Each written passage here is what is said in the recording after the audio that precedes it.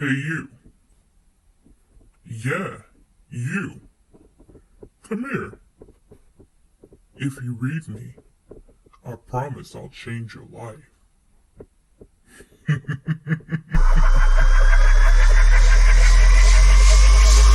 ain't no twister, but I'm all on you. Road dreams, we hit the scene, I dropped them all on you. You got me tripping over words the way I fall on you. But it's cool, cause I'm the doc, I got the band-aids too. Here you're so girl, just the way you like it. Like, here's a so good, a jacuzzi so likely to make you little wifey. Have a baby, she go who? Yeah, you, I see a family in white tees on the island sipping iced teas. A picture so nicely painted, why can't you see I'm trying to be everything to you, but everything hates me like a sip of Douce. Don't you dare waste me, I know some bras that'll sit just cause he say so. A mutt for the city, church every Sunday, but she a nut for the city, hating life already. I hope I do enough for my city. When I hit the top, the impact gon' burst my city. I don't wanna see another fucking hearse in my city.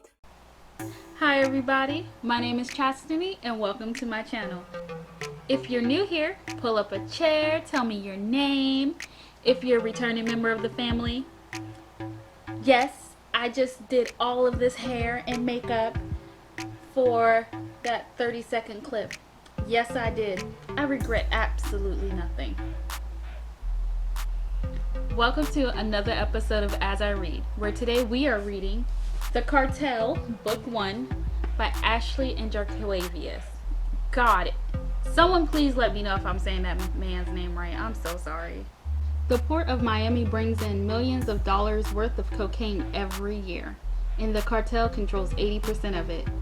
The Diamond family is a force to be reckoned with, but all hell breaks loose when they lose their leader. The most ruthless gangster Miami has ever seen, Carter Diamond leaves behind a wife, twin sons, a daughter, and a secret. The secret is his illegitimate son, Carter Jones. When young Carter learns of his father's death, he comes to town and is introduced to the legacy of the cartel. So I lost the first 6 chapters worth of video because I don't know how to work a microphone, so I didn't have any audio and it was really low. It was not good, and so yeah, we don't have the first 6 chapters, which is okay because it was like 15 minutes worth of content. You guys don't want to see the first 6 chapters anyway. But what we're gonna do now is start with chapter 7, go through the whole book. I'll come back and give you my overall thoughts of the book, and we'll move on from there.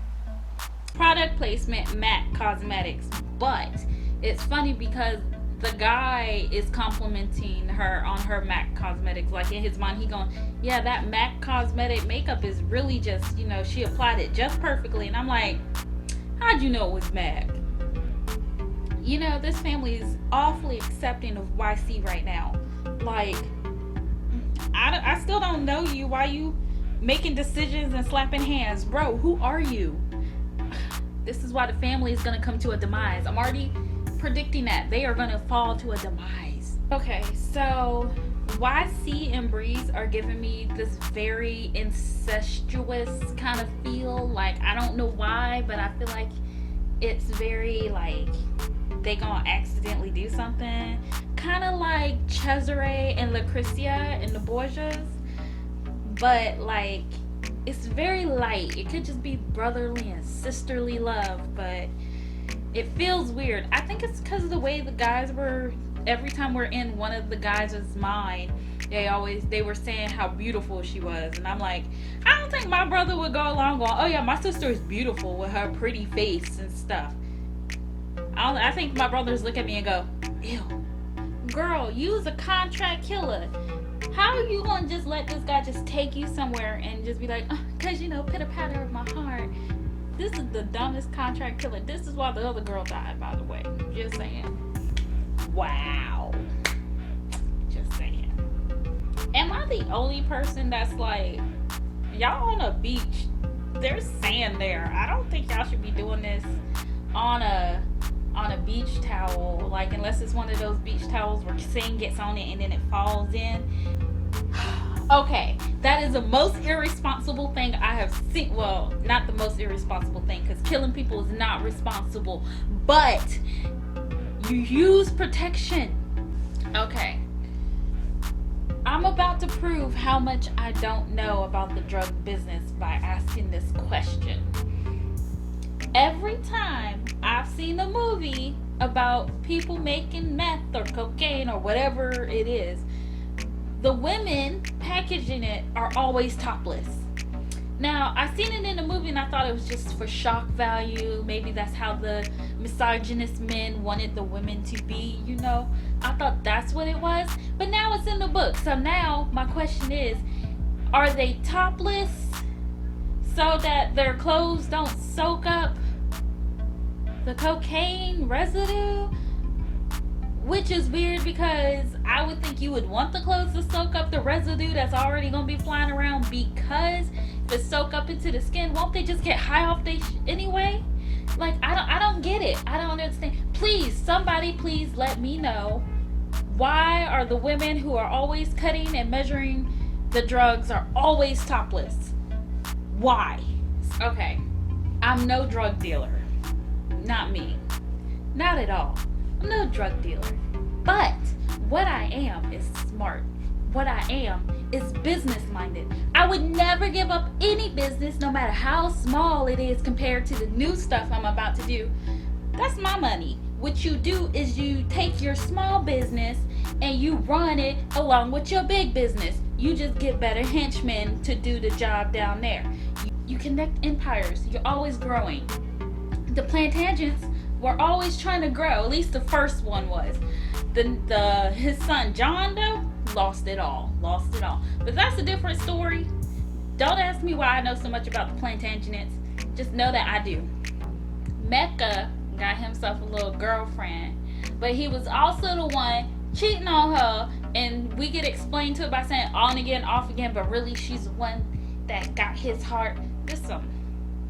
I'm telling you, I'm not sure if like the writing, it's not the writing.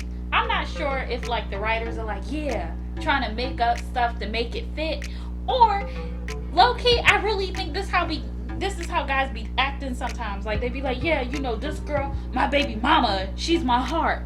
But sometimes, you know, we fighting, and so I step out, but we be on our break. Tell that to Rachel. I dare you to tell that to Rachel. Okay, let me tell you right now, this is exactly why I'm not gonna be in no gangs. I ain't gonna be with no drugs. I ain't gonna be with no hustlers, cause ain't no man gonna be like, she my heart, all I wanna do is make her smile, and then be like, hey, I'm gonna send in to come pick up my money, and you better have it right, and hang up. And then she be like, who you talking to? Who you calling up for? You talking to the wrong one. I will be that girl, and I won't take my happy out the car either. You be walking in yourself. You be your own bitch. See, I can't deal with this right now. Disrespect. I don't be disrespected. My mom has taught me to never be disrespected. Homie, let me tell you something. And many men need to learn this the hard way. Just because you got money don't mean you cute. It means you got money. You have something worth putting up with all your bullshit for. Most women, they ain't ugly, they broke. Give them a little bit of money, go get them a hairstyle and put on some makeup, right? And they the most beautiful girl in the world. Don't play with me. Don't play with me. Talking about, she alright looking, but those shoes is busted. Get her some shoes and see if you change your mind. I'm thoroughly mad. I hate it when guys think they better than somebody. Be like, you ugly. There are so many men out here, so many rappers, and I'm like, you ugly. I know they would look at me too and be like, oh, look at this ugly heifer right here. Look at her. She ugly. She ain't got.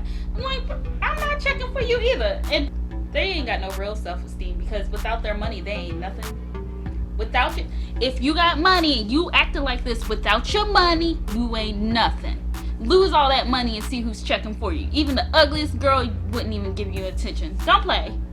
So you catch a body, you go to the one legit business area that your family has. The cops can trace you there, and you best believe now that your daddy gone, they gonna be looking to put you down. They thinking young cats taking over and that y'all can't handle yourselves. Mecca is a loose end that gotta go. He gotta go. He's not making it any easier. Mecca gotta, Look, he family and all, but y'all need to ship him off to an island somewhere to enjoy the rest of his life. Just, drinking wine and almost, look, this book got me out of my out of my element. Do y'all like how I have new vocabulary? Catch a body? Who has ever heard me say catch a body? Nobody. I've never in my life said catch a body. The way the characters speak in this book is 100% commendable. Like, I cannot imagine it any other way. I would not really imagine someone going, yo, man, you don't have to look in the bag. You know I'm 100. Ain't nobody gonna say that. So I really appreciate the text and the tone and the slang in the book, because I would not expect anything less. So I really like it. Dialogue is supposed to be there for a reason. Every bit of dialogue you put in your book has a reason. And authors make the language authentic, and they also make the language believable. Like, I would not have accepted anything less, and they hit it point on. Like, that's partly why I'm enjoying the book, because I'm like, yeah, that's exactly how I would have said it. How did he prove that it took you 2 weeks to get in contact with him? Talking about he don't break his promises. This boy took 2 weeks to call you back, and you talking about he don't. You can already tell he backs up his promises. Get the fuck out of here. Y'all know I like to pick up on foreshadowing, right? Oh, I'm telling you right now. I am telling you. I know. I see it. Either that or I want it. I want it or I see it. Something happening. You know. Oh my God. Whew. Can I just say money ain't either? Just saying. Like, first of all, y'all don't own nobody.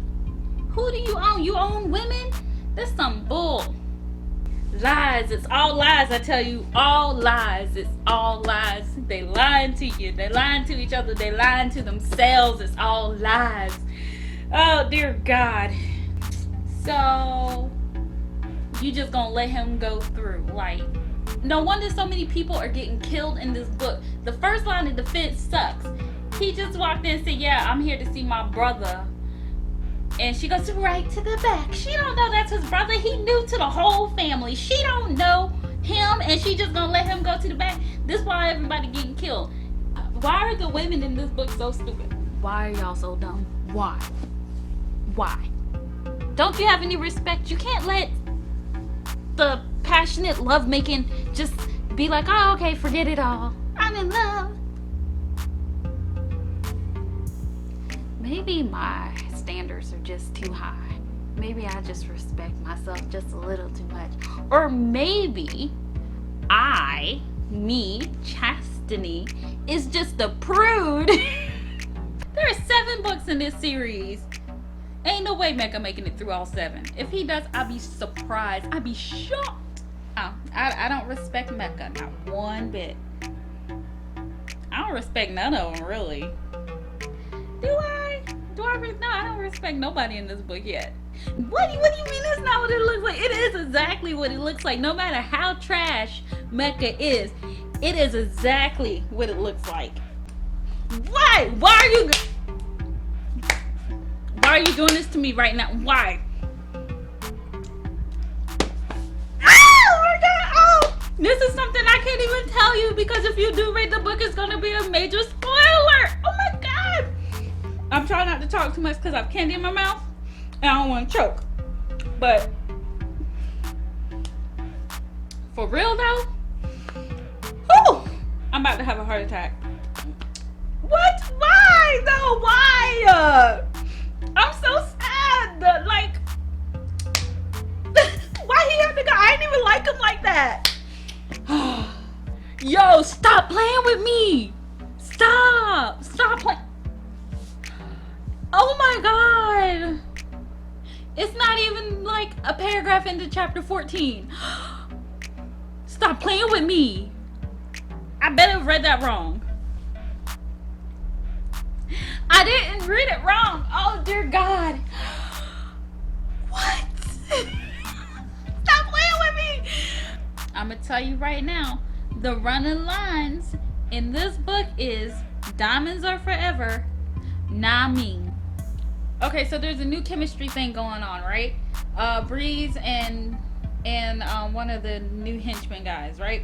So he hood, he street, he's like the complete opposite of her. So this is gonna be an opposites attracts kind of thing. And he's like, yeah, you're spoiled and blah blah blah. You don't need to be having parties. He goes, yo, let me put you on to something. He took her to a bookstore. Are you telling me, like, are you trying to challenge my misconceptions of thugs? Cause I'm like, what? Bookstore? Hey, so many stereotypes. I'm like, now I feel bad for being like, he reads? Oh, I feel so bad. The authors are funny. They funny. Alright, so they're in a bookstore, right? And he putting her onto books. And they named some of the authors. James Baldwin, Alice Walker, and then, you know, some street fiction out here like Donald Goines, and then, you know, like, or Soldier Sister, and then they were like some street writers like Ashley and Jarcavius. They mentioned themselves in their own book. What kind of I mean, you know, go for it, but I was like, wait, what? They put their own names in their book as mentioned as street writers. So now, because they're mentioned in their book, so if they read this book, is it like a biography of their life? Is that what that is? Don't be playing with me. How they get that pass How they get that past editor? The editor was like, yeah, sure, okay. Like, I accidentally went a little farther down in the page before I finished reading, and I saw some words that I didn't want to see. I hate this book. I love this book. I do. There's parts of it I really enjoy, but I hate this so much. Okay, let me tell you something right now. You don't build up a war knowing that, having me think a war is coming. You don't build up a war and then you don't give it to me. Don't tell me it's been handled. Y'all not, what's her name back here? What's her, on Scandal? You're not Olivia Pope. You can't just call me and tell me it's been handled. No, I've been waiting for a war. I want my war. You telling me it's handled? I'm not happy. The last time I was dissatisfied with the war happening, I ended up watching that last Twilight movie, and that was basically all a dream. Handled. Sit your Olivia Pope looking down talking about handled. You know, I really don't like this whole hood guy molding women trope in here. I don't like that. Like, this little dancing scene right here, this is what I wanted the whole story to be. This kind of personal evil revenge stuff right here. This is a good moment. They're dancing, they're threatening. You're gonna die in 30 seconds. Wrong, bitch. Oh, wrong. Someone else gonna die in 30 seconds because I'm not dumb enough to do what you think I was gonna do. I'm a murderer by trade. You think you can just slip me something?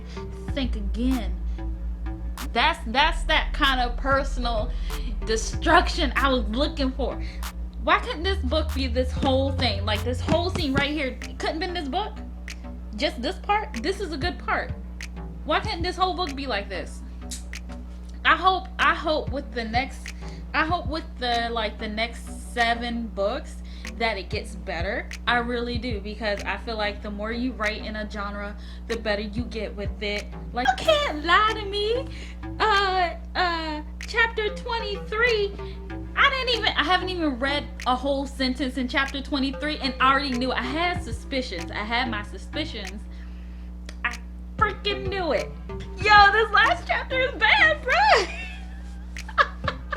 Yo, if I think what's happening is happening. Yo, like, what goes around comes around, baby. Ain't nobody safe in this game. So the Cartel is about a family whose leader died. That's Carter. He's the, he's the dad, the husband, the father, whatever. He dies, right? And the Haitian gang that decided to move to Miami and try to take over killed him. So that's what's going on there. Then young Carter, who I like to call YC, because I was like, I don't like saying young Carter in my mind. It was too many syllables. I was like, no. So I call him YC. YC is the illegitimate child of Carter Diamond. Let's see, he has a daughter named Breeze. Then he also has two sons, they're twins. Money, who is the responsible one. And then we have Crazy Mecca, who I was like, I can't stand Mecca. I really can't stand Mecca.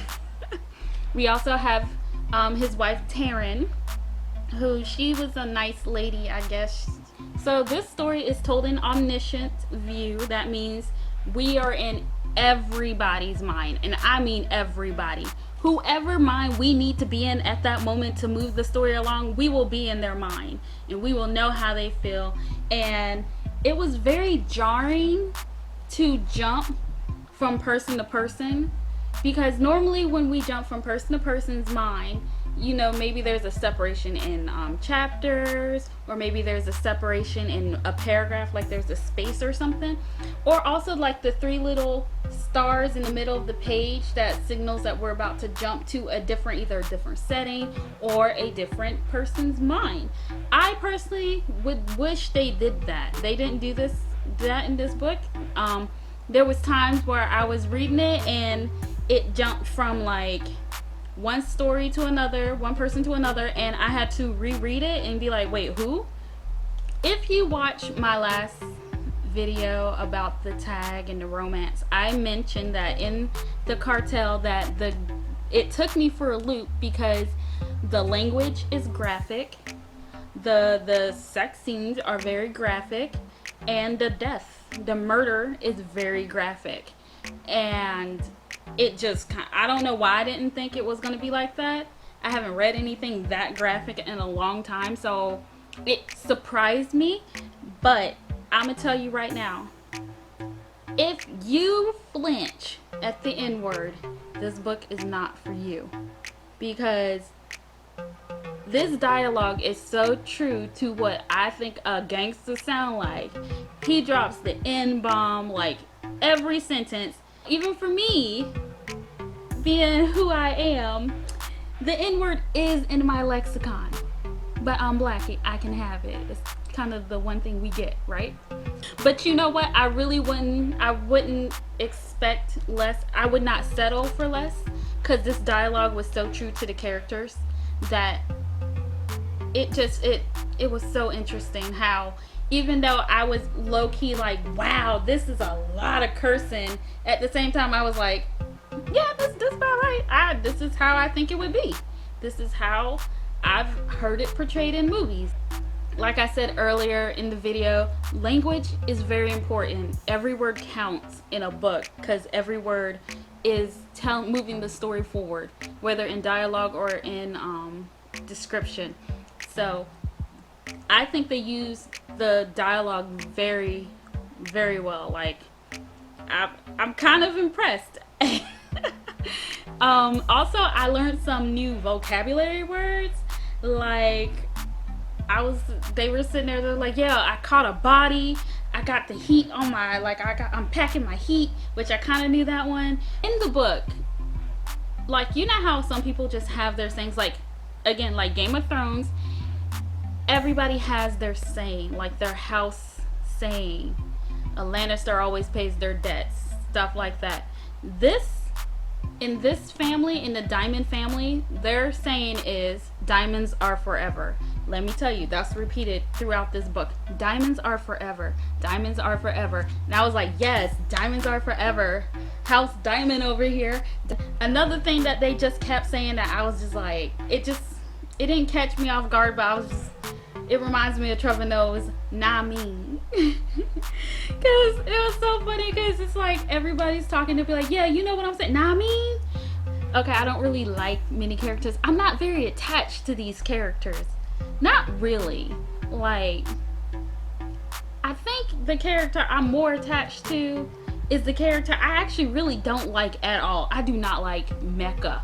I hate Mecha. Well, I don't hate him. Yeah, I hate Mecha. Mecha gets on my nerves because Mecha ruins everything. He doesn't know how to lay low. He don't know how to do none of that stuff. And I'm just like, I can't stand him. Because if he was in my family, I would probably shoot him myself. Be like, sit down. Pop, right in the knee. He won't be going nowhere and causing no havoc for months. Let's go back to language for a minute. Every guy in this story demonstrates how they like to fix women and how women are their bitches, but they mean it in a loving way. Like, yeah, this is my bitch right here. How? Make it make sense. How you gonna love someone but then be like, yeah, I cheat and stuff like that, but she's the one that makes me smile. If she's the one that makes you smile, why don't you just stay faithful? YC ain't either, because he also meets some girl and he strings her along, and it's, God. And I was like, okay, let's see where this goes. And then him and her just kind of like smash right there, and I was just like, why? I mean, there's nothing wrong with the one night stand. Go do your one night stand, but don't act like y'all in love. You're not in love. You didn't even know her name until like a day before. Come on now. And then after that, he disappears for a couple of days. He's like, I'm gonna call you. And then he pops up again out of nowhere just by coincidence. And then she just lets him smash immediately again, because that's how you resolve problems in the real world, right? Wrong. This girl, she's like, my head is messed up. Her name was what? Memoir. She's like, my head is messed up. I don't know. This guy, he's not helping. Because Memoir is a killer. Contract killer. This heifer is a contract killer. She's supposed to be ice cold. You know what I'm saying? She's lived that thug life. Like, let me tell you something. If I'm a hired killer, which I'm not, but if I was a hired killer, I would know my mark. I would know my mark's family, and I would know my mark's routes and stuff like that. No, she don't know her job, and I don't like that. I like people who know their job. I'm sitting here, I'm like, you shouldn't be a hired killer. No, you should not be a hired killer. You should pick a different profession.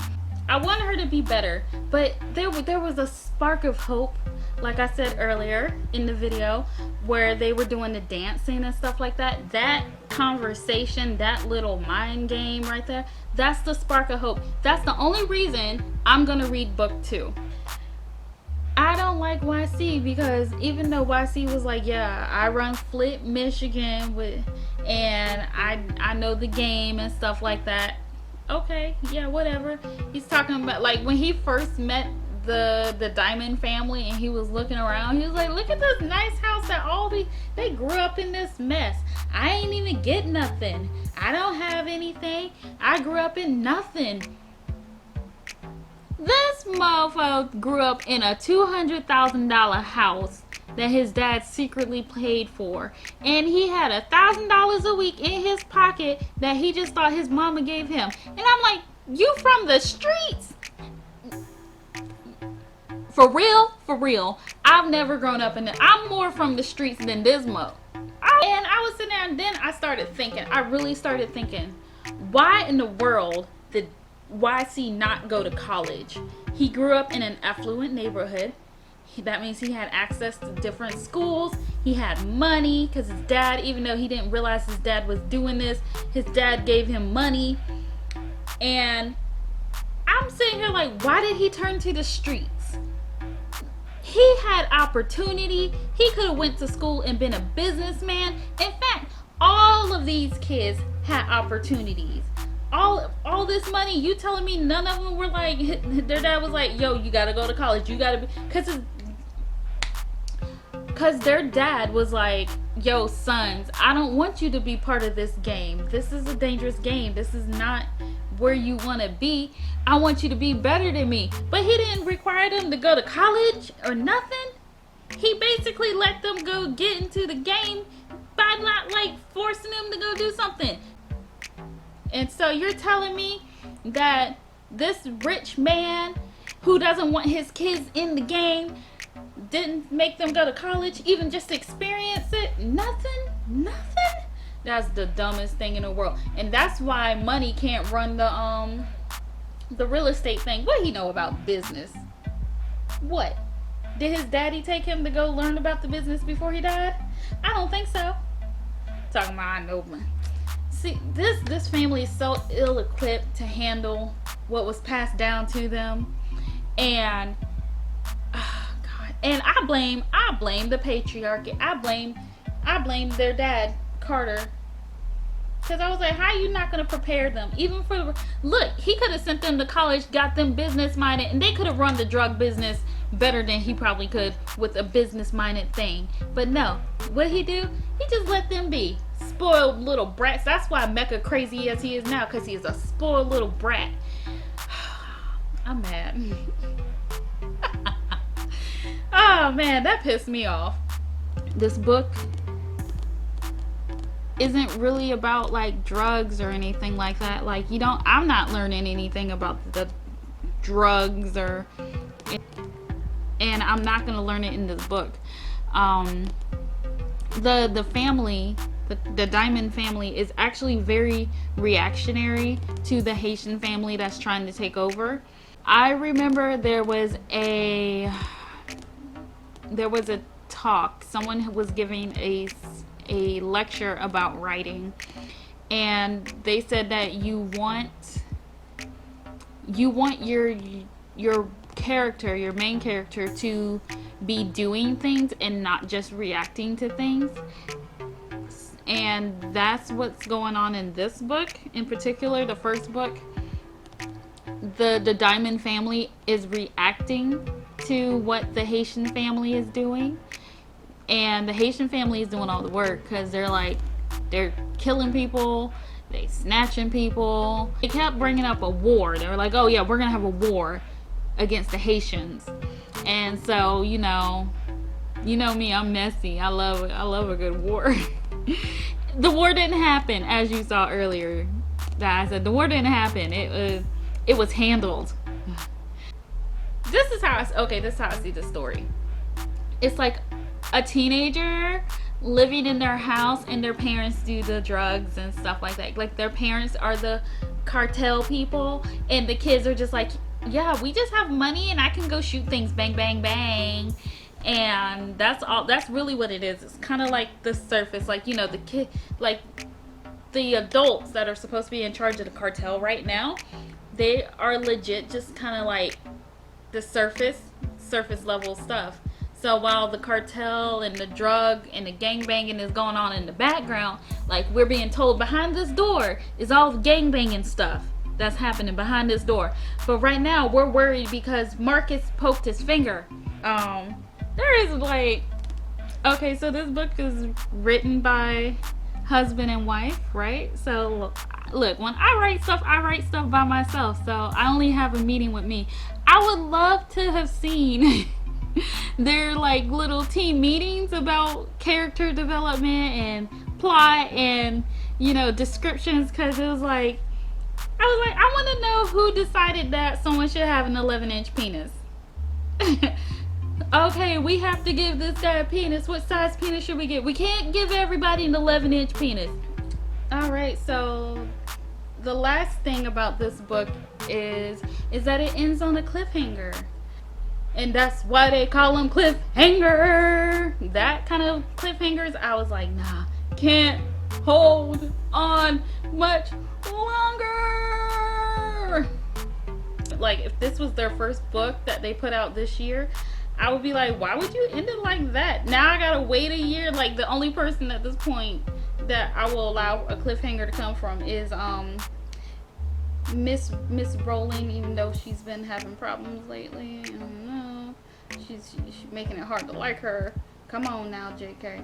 But thank you so much for joining me for another episode of As I Read, where today I read The Cartel, Book 1 by Ashley and Jarquavius. I do suggest you read it because everybody can use an escape.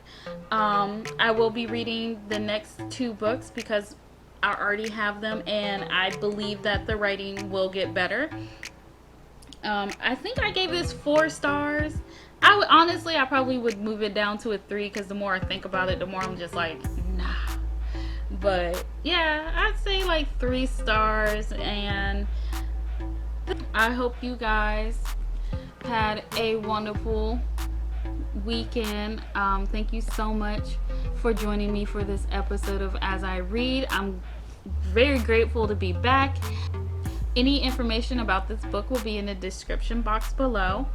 If you enjoyed today's video, please give me a thumbs up and, comment. Tell me what you think about this. Have you read this book? Are you here for reasons? Do you want to read this book now that you heard me talk about it? Or did I ruin it forever? Did you like my little 60-second video or 30-second video? I don't know. Or if you have any recommendations, I'm always looking for book recommendations to add to my TBR. If you like the song at the beginning of the video, that song was created by my brother. His SoundCloud will be linked in the description box below. His name is Docte, and he's a good little rapper. I was very impressed by it. I loved it. I really did. So thank you, Devontae, for letting me use your song, and good luck with that. And I guess I'll see you guys next week. Bye. Diamonds are forever. #diamonds are not forever. Please not. Please not.